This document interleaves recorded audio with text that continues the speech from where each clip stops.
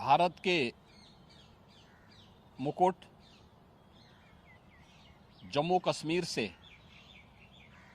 अनुच्छेद 370 और 35(a) का कलंक मिटाने के साथ ही भारतीय जनता पार्टी ने जम्मू कश्मीर में विधानसभा चुनाव के प्रति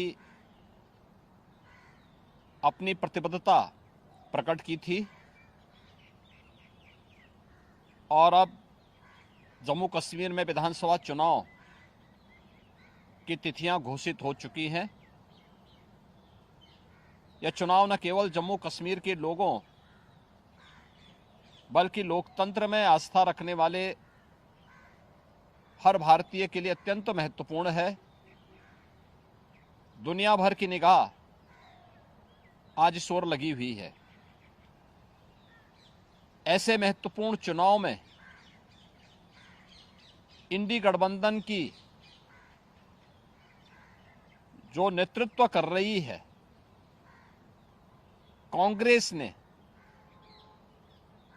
Abdullah and sons family private limited की नेशनल कॉन्फ्रेंस के साथ गठबंधन करके फिर से अपने राष्ट्र विरोधी मंसूबों को देश के सामने रख दिया है। हाल ही में नेशनल कॉन्फ्रेंस ने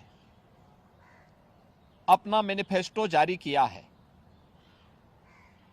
इसमें अनेक ऐसे बिंदु हैं जो भारत की एकता, भारत की अखंडता और राष्ट्रीय सुरक्षा के प्रति पूरे देश को आशंकित करती है। कांग्रेस और नेशनल कॉन्फ्रेंस का यह गठबंधन राष्ट्रीय सुरक्षा को लेकर के अनेक बड़े सवाल खड़ा करता है और भारतीय संविधान के प्रति सच्ची श्रद्धा और निष्ठा रखने वाले हर व्यक्ति को चिंतित भी करती है। मैं कांग्रेस के नेता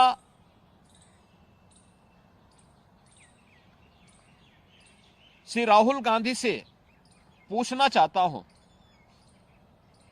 कि क्या कांग्रेस नेशनल कॉन्फ्रेंस के जम्मू कश्मीर में फिर से अलग झंडे की घोषणा का समर्थन करती है? क्या राहुल गांधी और कांग्रेस पार्टी धारा 370 और आर्टिकल 35(a) को वापस लाकर जम्मू कश्मीर को फिर से अशांति और आतंकवाद के युग में धकेलने के जम्मू कश्मीर नेशनल कॉन्फ्रेंस के घोषणा का समर्थन करती है?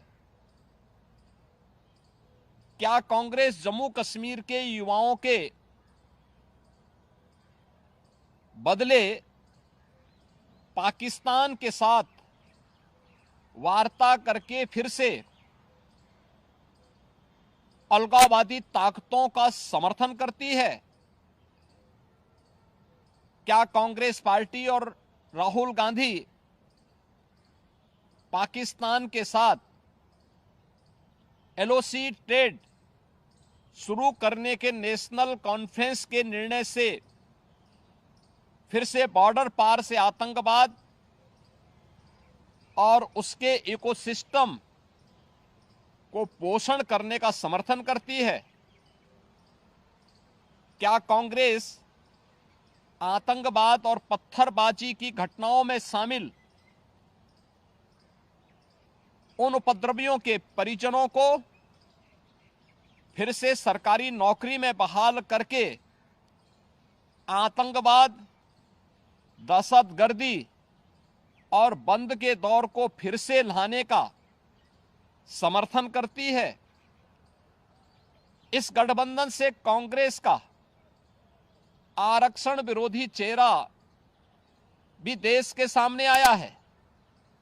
क्या कांग्रेस दलितों, गुर्जरों, बकरवाल और पहाड़ियों के आरक्षण को समाप्त कर फिर से उनके साथ अन्याय करने के लिए जम्मू कश्मीर नेशनल कॉन्फ्रेंस के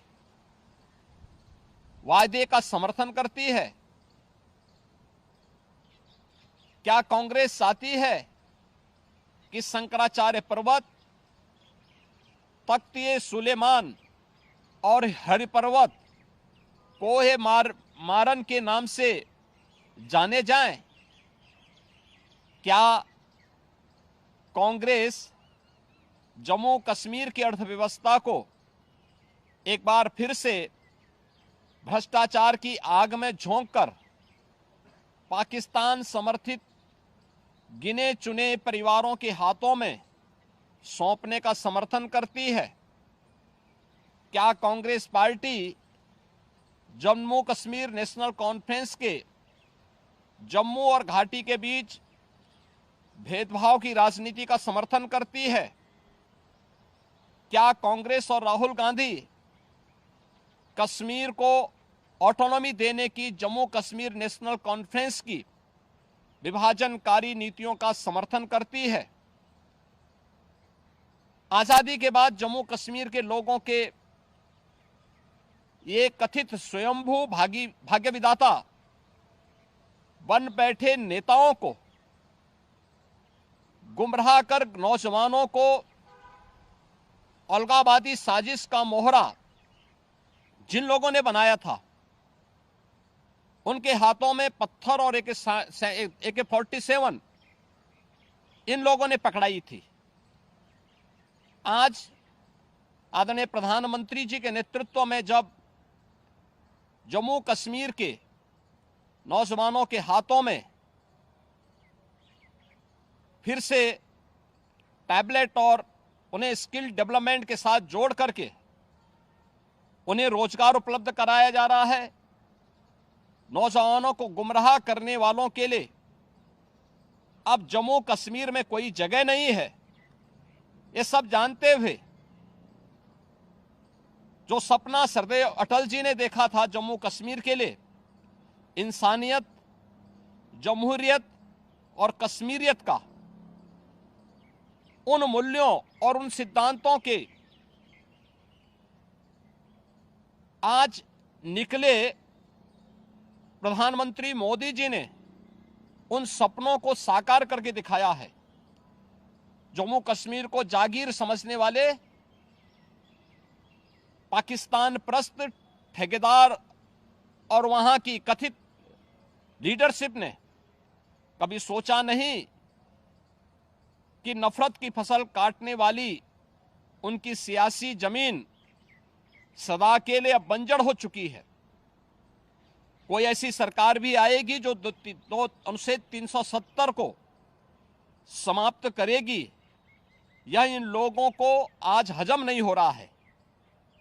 अनुच्छेद 370 की समाप्ति के बाद जम्मू कश्मीर की आबो हवा बदल चुकी है, मुद्दे बदल चुके हैं।